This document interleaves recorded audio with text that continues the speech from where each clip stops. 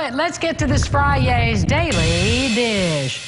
The Kentucky Derby's tomorrow, but it's going to look a whole lot different because, well, there won't be any fans in the stands. No. And the Louisville businesses that rely on Derby dollars say they're really suffering through this hard time.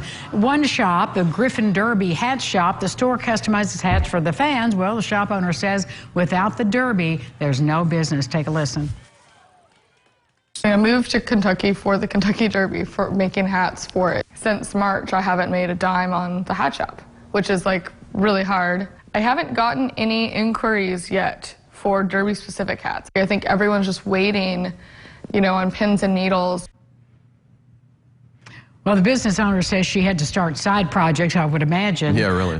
Just to keep business floating. So hopefully next season she'll have a big storehouse of hats. Wouldn't that be wear. nice? Here's Yeah. I guess the thing is that people just don't wear hats so much anymore. They wear ball hats or something But like that. just Derby, I mean, but that's for her Derby, thing. I mean, that's all she does, like the Derby style hats and even like the bonnets or the fasteners and that sort of thing.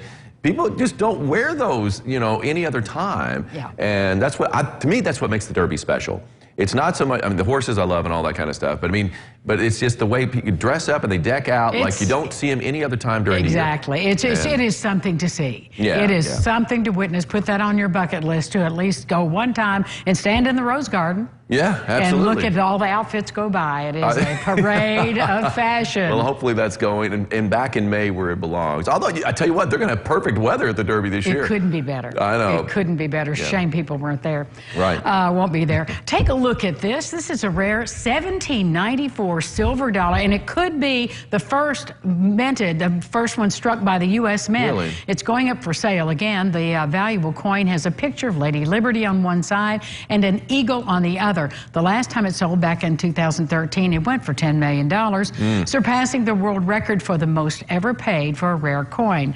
The sale of the coin will happen on October the 8th in Las Vegas. So if you're gambling out there and you've won big and have $10 million to spare, this might be the investment for you. So was that the year, I guess, that the first coins were minted? I guess they were. If they think this could be the very first coin minted, that is, to me, that's pretty impressive. Because it's very impressive. I mean, you just don't have coins, you know, from the very beginning of a country. I mean, most countries have been around a long time. The United States, relatively young country, and so yeah, that's fascinating. It really, but if I had 10 million, I don't think I'm still going to buy that. Yeah, coin. me either. Me either. I'm going to use it for other things, and I'm going to think, hey, put the coin in a museum, and I'll go check it out. That's for the cool. person who absolutely has everything. Pretty much, yeah. I would think so. I'm sure it has an interesting history about where it's been. You know, who bought it the last time, why they're selling it now, you know, maybe for a profit. Well, yeah, they want $10 million. I think that's probably what they want. Maybe a little bit more than that, I would guess.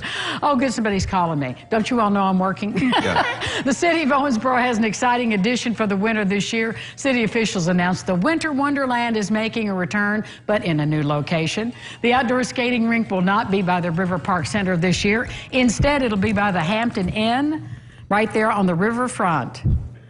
Yeah, you know, that's kind of cool. And that's the great thing about that. I'll be back in a minute. Now, I know they had that also in Central City. Last year, remember we were down there for the Christmas parade, and they had like a little, like a skating rink is what you have to call it. It's not an ice rink, you know, it's just it's for skating, but you can still get out there on skates. So it's really cool. It's like it is Teflon. ice, It's but like skating on Teflon. But it's not ice, so I guess it's probably just as hard though if you fall, I would imagine. I don't know. Well, especially that was on a concrete parking lot. Wasn't it on a parking lot? Yeah, it was. Yeah, I don't know if I'd want to be doing that. Oh, my goodness, yeah. But, you know, I think they're doing that, and Owensboro's going to have one of those, too. I think it's pretty cool. I mean, to have it out there. It is We'll see how it works. And it's outdoors, so a little bit safer that way, too.